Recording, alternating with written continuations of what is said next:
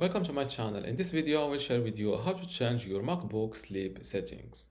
So first, click on this little Apple icon from this corner. Select System Settings. Now look for lock screen. This is it.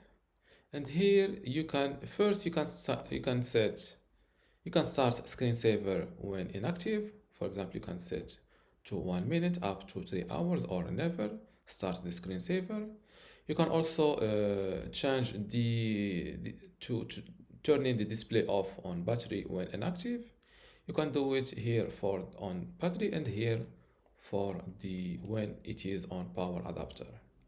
Personally, I go with 10 for power adapter, 5 for battery, and 3 minutes to start the screensaver.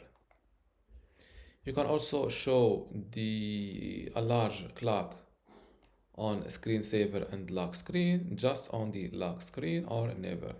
And you can also show or hide the 24 time. You can show password hints if you use them. And you can also show a message when locked. For example, enable this option, click on set and set a message to appear on the lock screen. And this is how to change your MacBook sleep settings. If you still have a question, leave it in the comments below and don't forget to give this video a like. Thank you.